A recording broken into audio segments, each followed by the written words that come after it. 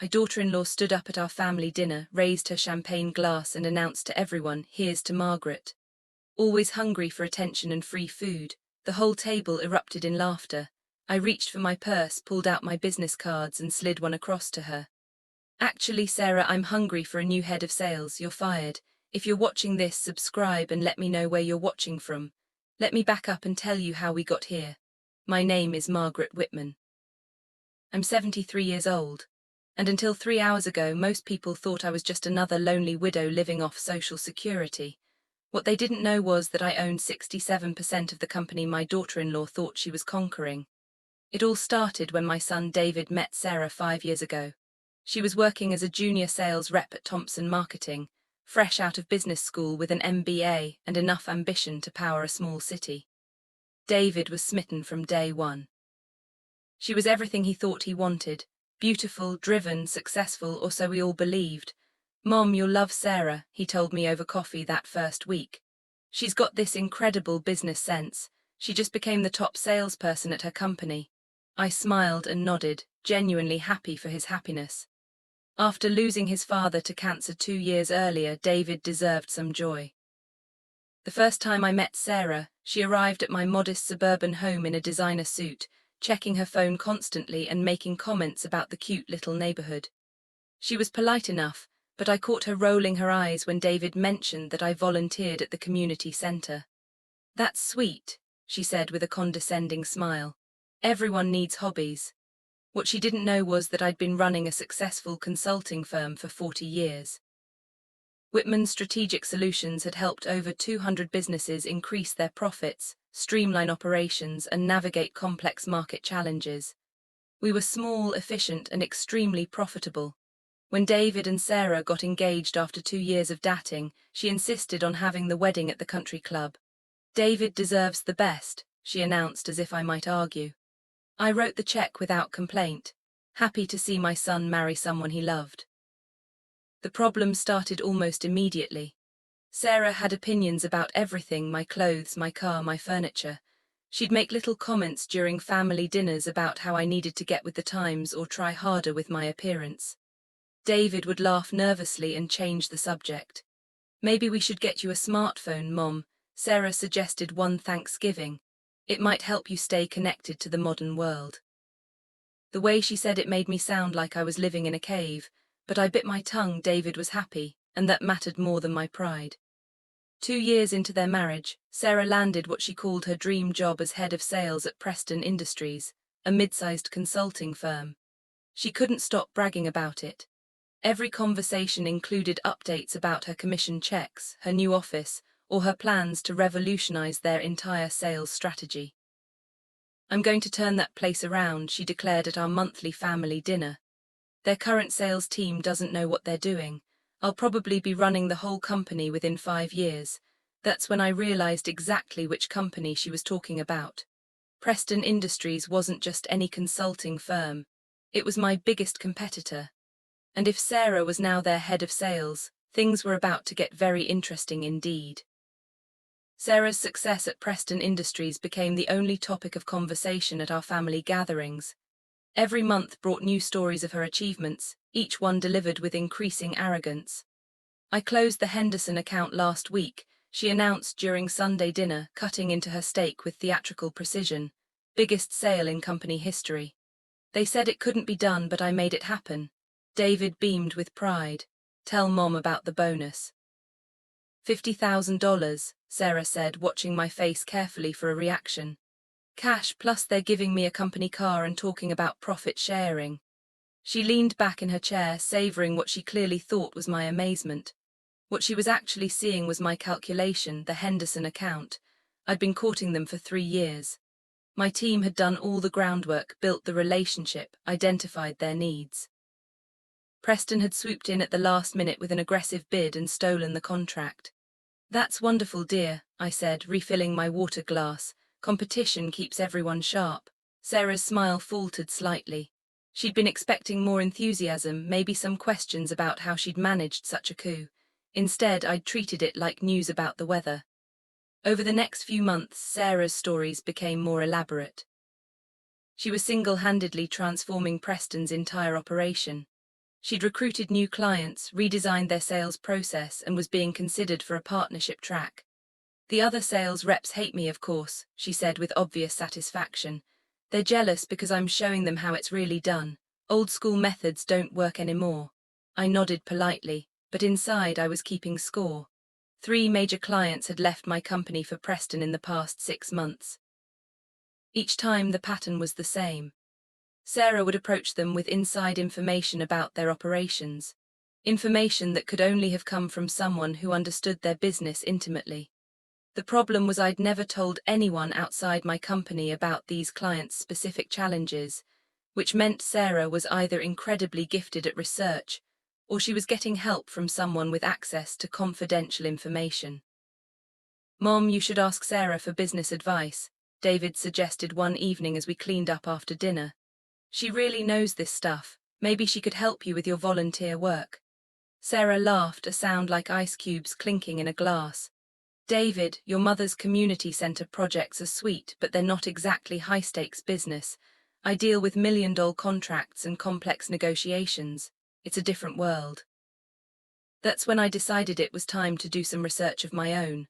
I called my attorney, Marcus Whitman, no relation, despite sharing a last name, and asked him to look into Preston Industries' recent activities.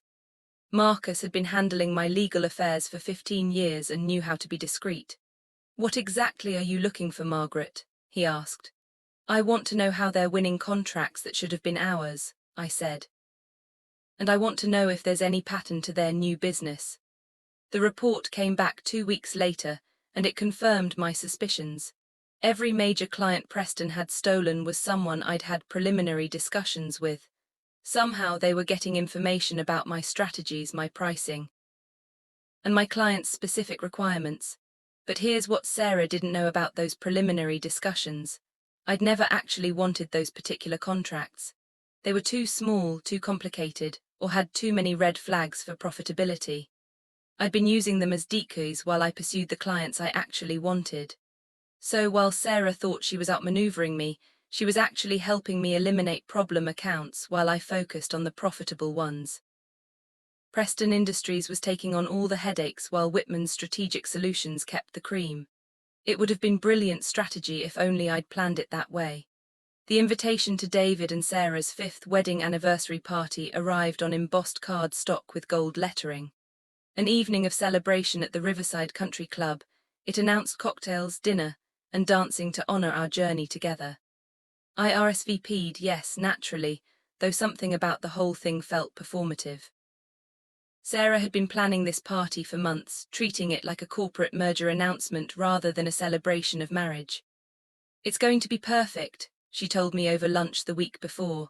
"I've invited everyone important, all the partners from Preston, the mayor, the Chamber of Commerce president. This is really about networking as much as celebrating." Of course it was. Everything with Sarah was about networking. The party was exactly what I'd expected. Elegant, expensive, and designed to impress. Sarah had chosen a black cocktail dress that probably cost more than most people's monthly salary, and she worked the room like a politician running for office. "Margaret," she appeared at my elbow with a practiced smile. "I'm so glad you could make it. You remember the Hendersons, don't you, from the account I mentioned?" I did indeed remember the Hendersons. Jim Henderson stepped forward with an embarrassed expression. "Mrs. Whitman, I hope there are no hard feelings about the contract. Business is business, you understand." "Of course," I said pleasantly. "I hope Preston is meeting all your expectations." Jim's smile became forced. "Well, there have been some challenges with implementation, more complicated than we were led to believe." Sarah's laugh was a little too bright. "Jim's just perfectionist. We'll work through any little issues." After they walked away, I found myself genuinely curious about what little issues meant. In my experience, when clients used that phrase, they were usually facing much bigger problems than they wanted to admit. The dinner portion of the evening featured speeches from several of David and Sarah's friends, each one praising Sarah's business acumen and David's success at his marketing firm. Sarah glowed under the attention, raising her glass to acknowledge each compliment. Then came David's speech about his incredible wife and her amazing career achievements. He talked about her rise at Preston Industries, her record-breaking sales figures, and her plans for the future. Sarah doesn't just work in business, David said, his voice filled with pride. She is business. She's taught me so much about strategy and negotiation. She's going to be running her own company someday. The room erupted in applause.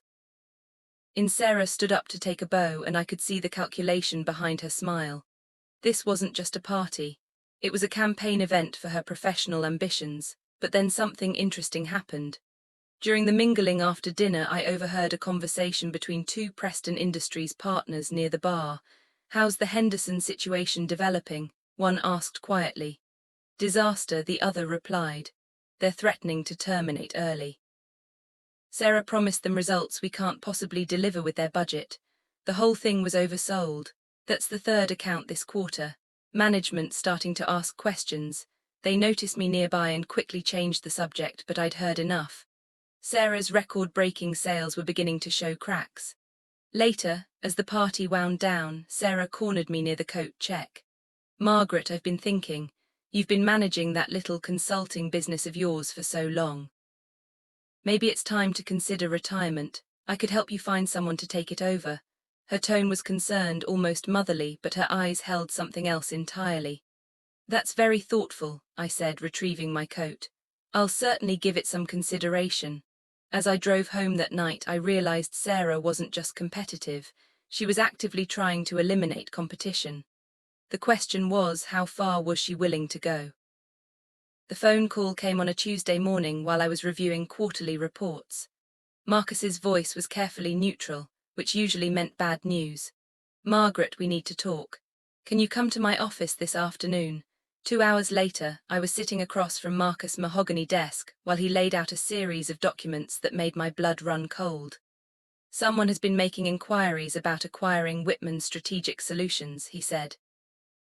"Very specific inquiries about your client list, your assets, and your succession plans." I picked up the top document, a formal letter of intent from Preston Industries offering to purchase my company for what they termed fair market value. The number they'd proposed was insultingly low. "When did this arrive?" I asked. "Yesterday. But Margaret, that's not the interesting part." Marcus pulled out another file. "The inquiry came with detailed information about your business that they shouldn't have had access to. Client names, contract values, even your overhead expenses. Someone had been feeding Preston Industries confidential information about my company, someone with intimate access to my operations. The timing is suspicious, too," Marcus continued. "This offer came just days after several of your long-term clients received unsolicited proposals from Preston for services identical to what you've been providing them." My hands were steady as I reviewed the documents, but inside I felt a familiar anger building. The same anger I'd felt when my husband was being undermined by office politics in his final years. The same anger that had driven me to build my own business rather than trust anyone else to value my work properly. "What's our next move?" I asked. "First, we decline their offer. Then we figure out where they're getting their information." Marcus leaned forward. "Margaret, I have to ask. Is there anyone in your organization who might have reason to share confidential information?" I thought about my small but loyal team. Janet, who'd been my office manager for 12 years, Robert and Linda, my senior consultants, who'd built their careers alongside mine. None of them had any reason to betray the company that had provided their livelihoods. But then I remembered Sarah's recent interest in my little consulting business, her suggestions about retirement, her detailed questions about my client relationships during our family dinners. "I need you to investigate something," I told Marcus quietly. "I want to know if there's any connection between Preston Industries and someone in my family." Marcus's eyebrows rose, but he simply nodded. "I'll have an answer for you by Friday." The rest of the week passed slowly. I went through the motions of running my business, meeting with clients and reviewing proposals, but part of my mind was constantly calculating possibilities and preparing for different scenarios. Friday afternoon, Marcus called. "Can you come in? I have information you need to see in person." This time, the documents on his desk told a story that was both predictable and infuriating. Financial records showed regular payments from Preston Industries to Sarah Walson, my daughter-in-law, for consulting services dating back 8 months. She's been working as their business intelligence consultant, Muckers explained. Officially, it's all above board, but the timing of these payments corresponds exactly with Preston's successful bids on contracts that should have gone to your company. The betrayal was complete. Sarah had been systematically undermining my business while playing the devoted daughter-in-law at family dinners. She'd used her access to our family conversations to steal my clients and weaken my company, all while positioning herself as the successful businesswoman and me as the agging amateur. But Sarah had made one crucial error in her calculations. She assumed I was just a small-time consultant who'd stumbled into moderate success. She had no idea about the true scope of my business or the resources I had available. Muckers, I said, setting down the financial records, I need you to prepare some documents for me. It's time Sarah learned exactly who she's been playing games with. What kind of documents? I smiled, and for the first time in weeks it was genuine. The kind that end games permanently. The next family dinner was scheduled for the following Sunday at David and Sarah's house. A sprawling colonial they'd bought in the upscale Mutterbritsk neighborhood. As I drove through their tree-lined street, I reviewed my plan one final time. Sarah had been systematically betraying my business for almost a year, feeding information to Preston Industries that allowed them to steal my clients. What she didn't know was that Preston Industries wasn't just my competitor, they were one of my subsidiaries.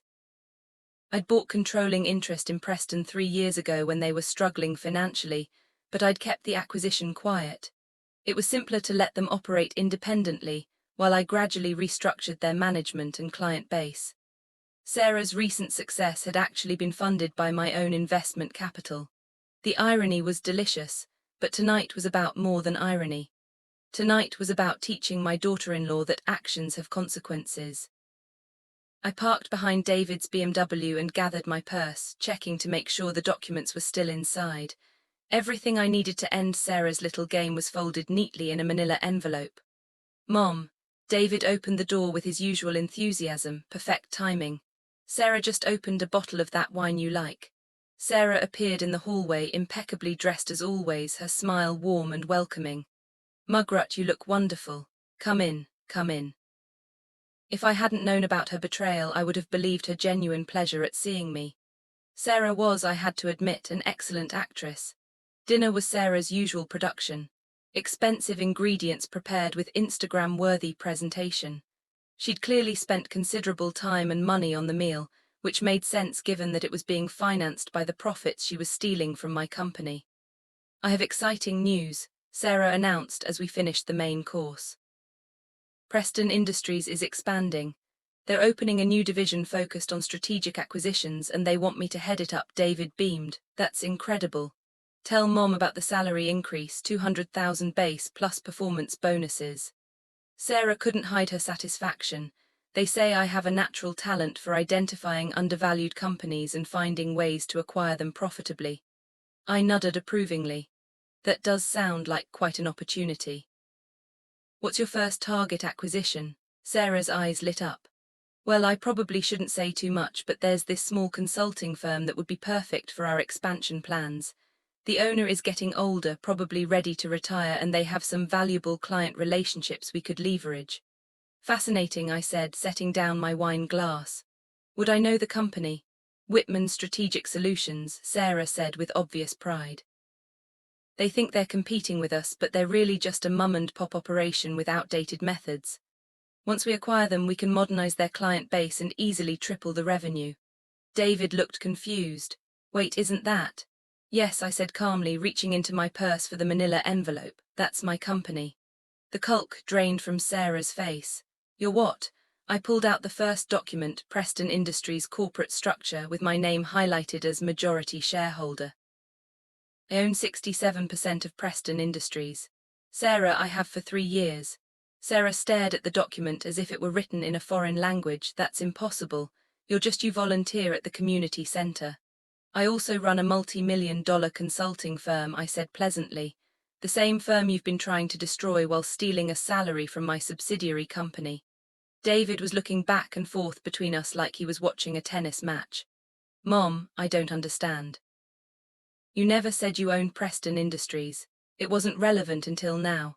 I pulled out the second document the financial records muckers had discovered. Sarah has been selling confidential information about Whatman's strategic to Preston for the past 8 months. Information she gathered during our family dinners. Sarah's hands were shaking as she reached for her wine glass. Mugrut, you don't understand. This was just business strategy. I was trying to help Preston succeed. By betraying your own family, I asked. By stealing clients from the woman who paid for your wedding. The room went completely silent except for the ticking of the antique clock in their dining room. Sarah's mask of competence had finally slipped, revealing the desperate ambition underneath. What happens now? David asked quietly. I smiled and reached for the third document. Now Sarah learns what happens when you try to steal from someone who actually knows how to play the game. I slid the termination letter across the table to Sarah, who was staring at it like it might burst into flames. Your employment with Preston Industries is terminated effective immediately. I said your access to company systems has been revoked and your final paycheck will be adjusted to reflect the unauthorized disclosure of confidential information. Sarah's voice was barely a whisper. You can't do this. I have a contract. I have rights. You have the right to legal representation. I replied calmly. I suggest you use it. Marcus has prepared a comprehensive file documenting your breach of fiduciary duty. Industrial espionage is a serious matter. David had been silent through most of this revelation, but now he found his voice. Mom, surely we can work something out. Sarah made a mistake, but she's family. I turned to look at my son, my only child, who I'd raised alone after his father died. David, family doesn't steal from family. Family doesn't lie and manipulate and betray trust. Sarah has been systematically undermining my business for months while pretending to care about my welfare. But she didn't know it was your company, David protested weakly. She knew she was stealing confidential information, I said. She knew she was betraying my trust. The only thing she didn't know was that she was incompetent at it. Sarah suddenly came alive, leaning forward with renewed energy. You think you've won, but you haven't. I have contacts throughout the industry. I know where all the bodies are buried. I can destroy Preston Industries' reputation with a few phone calls. The threat hung in the air between us. Sarah was showing her true colors now.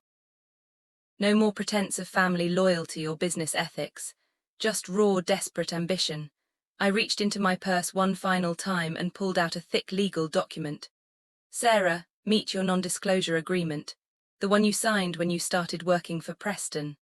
The one that specifically prohibits you from disparaging the company or revealing confidential information to competitors. Her face went white as she recognized her own signature on the document. Violation of this agreement carries a penalty of $5 million in damages, I continued, plus legal fees, plus potential criminal charges for industrial espionage. So please make those phone calls. I'd love to see you try. Sarah slumped back in her chair, finally understanding the scope of her miscalculation. She'd been playing checkers while I was playing chess, and now she was seeing the board clearly for the first time. There's one more thing, I said, standing up and gathering my documents. David, I'm transferring my shares of Preston Industries to you. Consider it an early inheritance and a business education. David's mouth fell open. Mom, I don't know anything about running a consulting firm. You'll learn and you'll have excellent teachers. Preston's current management team is very competent. They just needed better oversight. I looked pointedly at Sarah, which they'll definitely have now.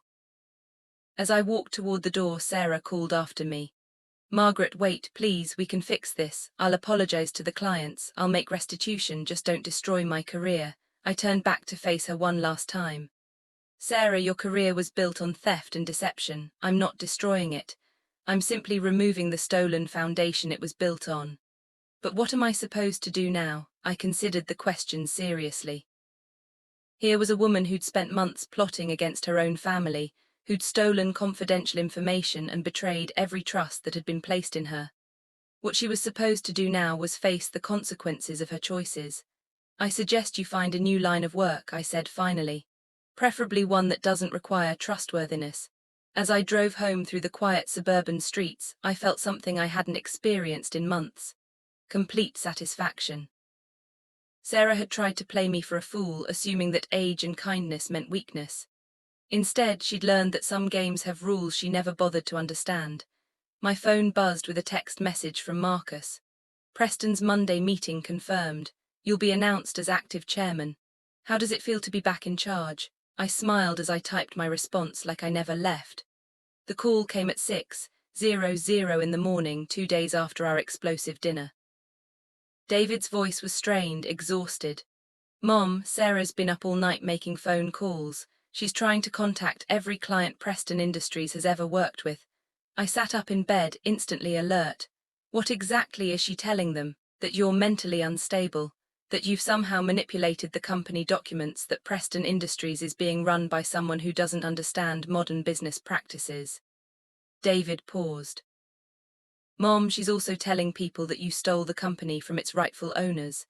I had to admire Sarah's desperation, if not her intelligence.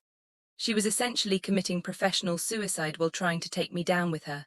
David, has she contacted any lawyers yet? 3 that I know of. They all turned her down after reviewing her case. Apparently, industrial espionage isn't a popular cause among reputable firms. I smiled grimly as I started my coffee maker. What about the disreputable firms? That's what I'm worried about. Mom, I think she's going to try something drastic. Yesterday she mentioned something about exposing the truth and making sure everyone knows what really happened.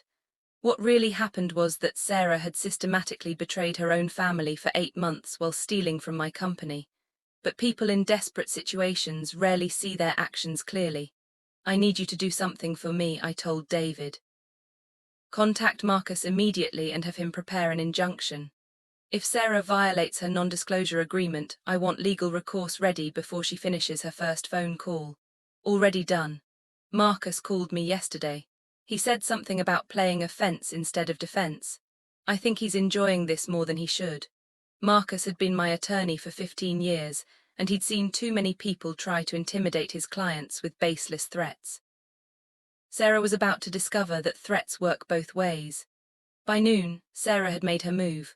A local business reporter called Preston Industries asking for comment on allegations of fraudulent ownership and elder abuse in the corporate succession. The allegations were laughably weak. Sarah had no documentation to support her claims and no credible witnesses to her version of events, but she'd managed to plant seeds of doubt that could damage Preston's reputation if not addressed quickly. I called an emergency board meeting for that afternoon. Ladies and gentlemen, I addressed Preston's senior management team, many of whom were meeting me in person for the first time. You're all aware that we have a disgruntled former employee making false statements to the media. I want to assure you that these allegations are completely without merit.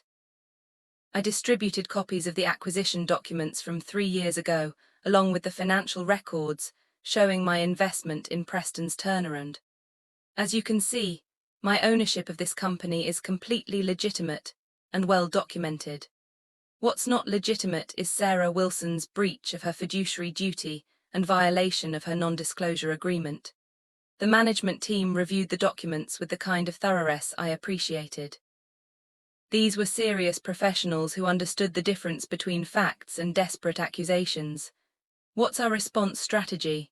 Asked Linda Patterson, Preston's operations director. Transparency and evidence, I replied.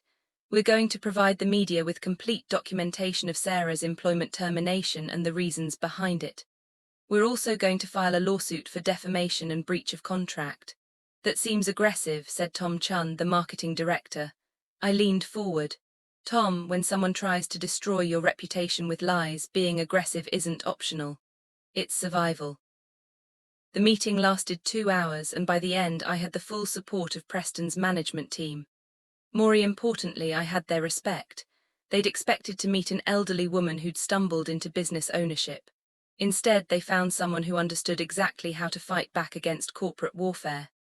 As I left the office that evening, my phone buzzed with a text from an unknown number. This isn't over. You think you've won, but you have no idea what you've started. I showed the message to Muckers when I got home. He read it twice, then smiled. Mugrut, she just handed us our defamation case on a silver platter. Threatening messages from terminated employees don't look good in court. Good, I said. But Muckers, I have a feeling this is just the beginning.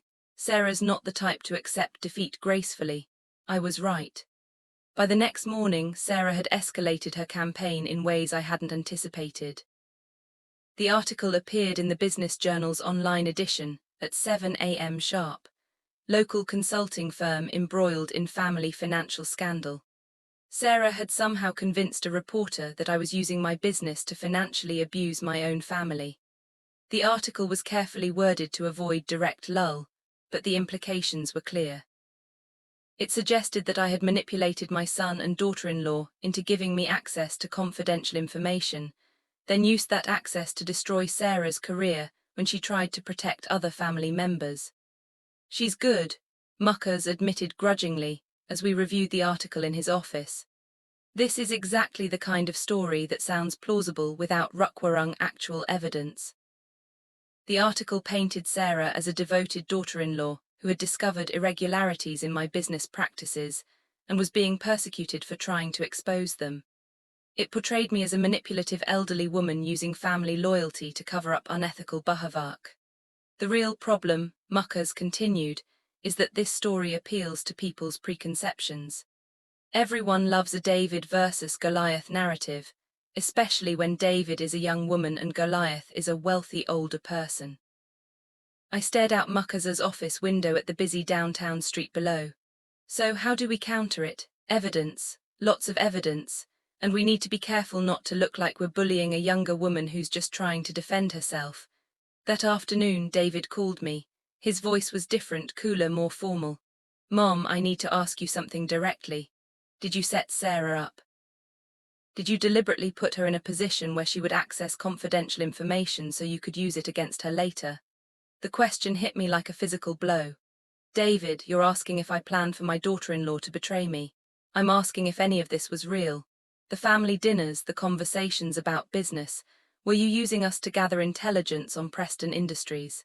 I closed my eyes, feeling the weight of Sarah's strategy.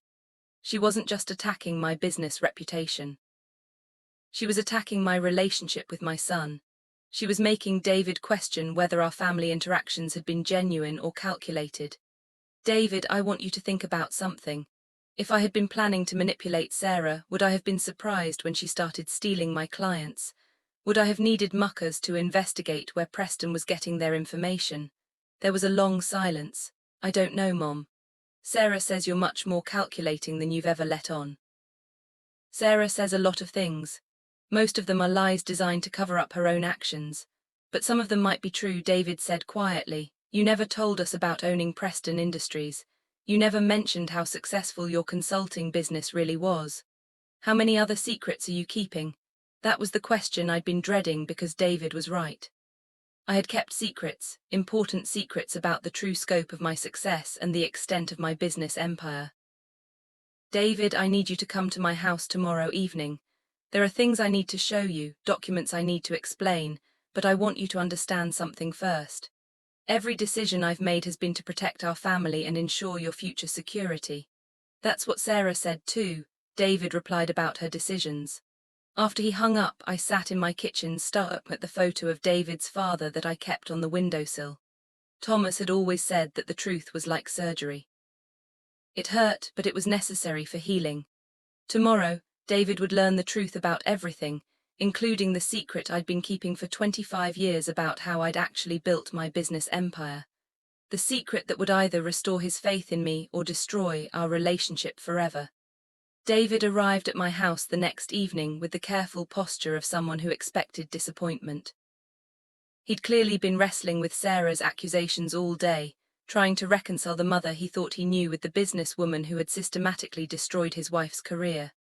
"Before we start," I said, leading him to the living room, "I want you to understand why I kept certain information private.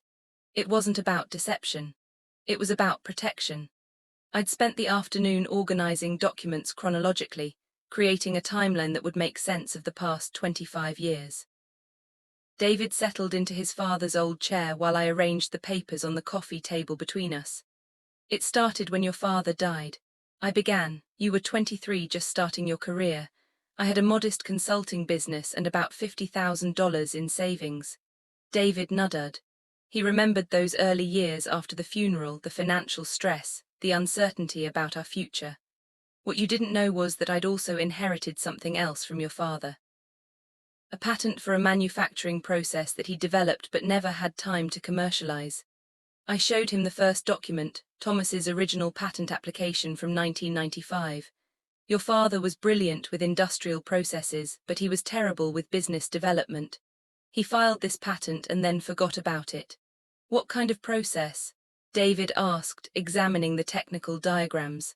A method for reducing waste in pharmaceutical manufacturing. It seemed minor at the time, but it became incredibly valuable when environmental regulations tightened in the early 2000s.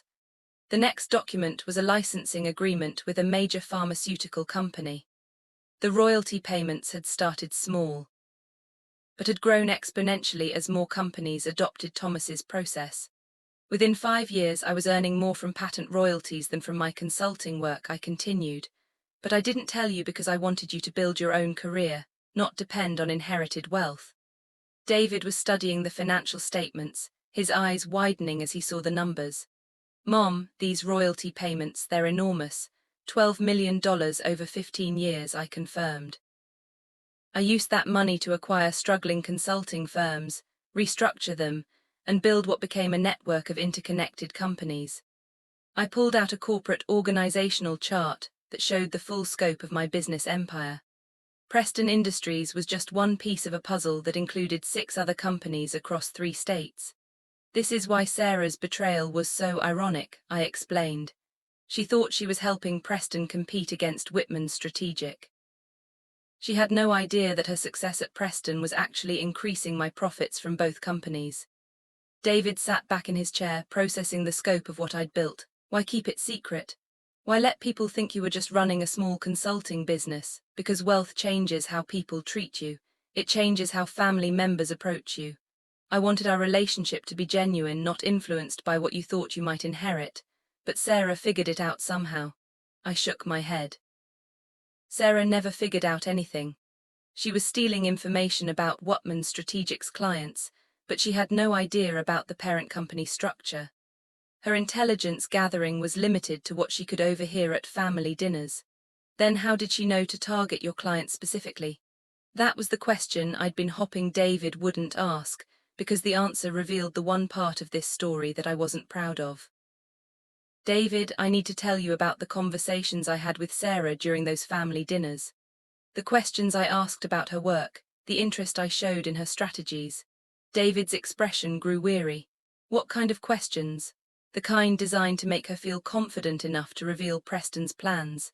The kind that encouraged her to share details about upcoming proposals and client presentations. The silence stretched between us as David realized what I was admitting. You were manipulating her from the beginning, he said quietly. I was protecting my business from someone who was already stealing from it. Sarah started gathering intelligence about my clients months before I began asking strategic questions. I was responding to her corporate espionage, not initiating it. But you could have just confronted her directly. You could have told me what she was doing. I looked at my son, my only child, who I'd raised to be uninterrupted and trusting, and realized this was the moment our relationship would either survive or shatter. David, if I had told you that Sarah was betraying our family, would you have believed me? David's silence was answer enough. He wouldn't have believed me. He would have thought I was jealous of Sarah's success or threatened by her influence in his life. So instead of confronting the problem directly, you decided to manipulate both of us, he said finally. I decided to gather evidence, I corrected. Evidence that would be undeniable when the time came to act by encouraging Sarah to commit more crimes. That stopped me short, because that's exactly what I had done, wasn't it? I'd encouraged Sarah to feel confident about her intelligence gathering, knowing that her overconfidence would eventually lead to mistakes that I could document. David, I need to show you one more thing. I pulled out the final folder, the one I'd hoped I wouldn't need to open. Something I discovered just yesterday that changes everything we think we know about Sarah's motivations. Inside the folder was a private investigator's report that Muckers had commissioned. What it revealed about Sarah's background was stunning. Sarah Wilson isn't who she claimed to be when you met her, I said, handing David the report. Her real name is Sarah Cullerman. She was fired from 3 previous jobs for corporate espionage and fraud. David's hands shook as he read the investigator's findings. Sarah had a history of targeting successful older men, gaining their trust, then systematically stealing from their employers or family businesses. She approached you deliberately, I continued. After researching our family and identifying me as the owner of a successful consulting business, your relationship was never organic. It was a long-term con designed to gain access to my company. The report included photographs of Sarah with 2 previous targets, men in their 30s whose families had owned profitable businesses. In both cases, she'd married them, gained access to confidential information, then used that information to benefit competing companies. The wedding, the anniversary party, even her job at Preston Industries.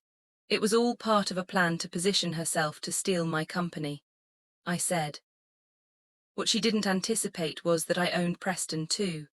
David set down the report with trembling hands. How long have you known this? I suspected something was wrong 8 months ago when the pattern of lost clients became obvious. But I only confirmed her true identity yesterday. Yesterday, you've known for 1 day that my wife is a professional con artist and you didn't tell me immediately. I met his eyes steadily. Because I knew it would destroy you and because I wanted to handle it in a way that would protect you legally and financially. Protect me how, David? If Sarah is prosecuted for her crimes against my company, your marriage could be considered part of the conspiracy. You could lose everything. Your house, your business, your reputation. The culk drained from David's face, but I didn't know anything about her plans. I know that, but prosecutors might see it differently, especially given how much confidential information Sarah had access to through our family conversations. David stood up abruptly and began packing. So what are you saying? That I should stay married to someone who's been lying to me for 5 years to protect myself legally? I'm saying we need to be very careful about how we handle this. Sarah is dangerous in ways we're only beginning to understand. My phone rang, interrupting our conversation. Muckers's name appeared on the screen. Mugrat, we have a problem, he said without preamble. Sarah just filed a police report claiming that you've been financially abusing David and making threats against her safety. I put the phone on speaker so David could hear.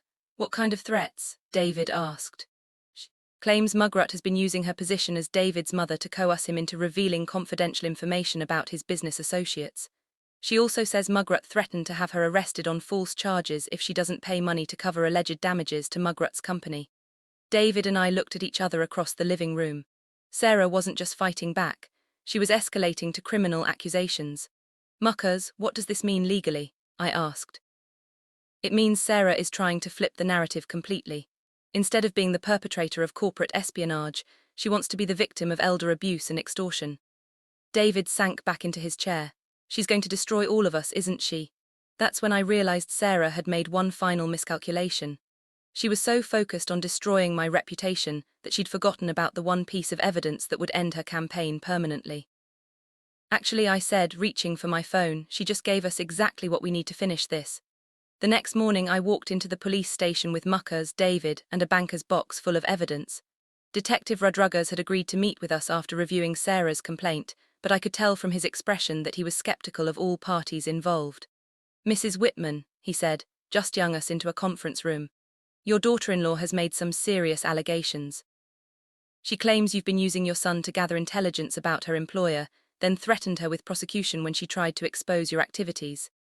Detective Rodriguez, I said, settling into my chair, I'd like to play you a recording that I think will clarify the situation. I pulled out my phone and opened the voice recording app. 3 days ago, Sarah Wilson called me and left a voicemail. I'd like you to hear what she said. Sarah's voice filled the room, clear and unmistakable. Mugrat, I know you think you've won, but you're wrong. I have enough information about your business practices to destroy you completely. Unless you reinstate my job at Preston Industries and pay me $2 million in damages, I'm going to make sure everyone knows what kind of person you really are. You have 48 hours to decide. Detective Rodriguez's eyebrows rose. That sounds like extortion. It is extortion, Muckers confirmed, and it's just the beginning. I opened the banker's box and began arranging documents on the conference table. Detective, what I'm about to show you is a comprehensive record of corporate espionage, identity fraud, and criminal conspiracy, spanning 5 years. The first stack of documents detailed Sarah's theft of confidential information from Whatman Strategic Solutions. The second stack showed her history of similar crimes under different identities. The third stack contained the private investigator's report about her systematic targeting of wealthy families. Sarah Cullerman, also known as Sarah Wolson, has been conducting a long-term fraud operation against my family, I explained. She researched our financial situation, manipulated my son into marriage, then spent 5 years gathering intelligence about my business to benefit competing companies. Detective Rodriguez examined the documents carefully. These are serious allegations, Mrs. Whatman.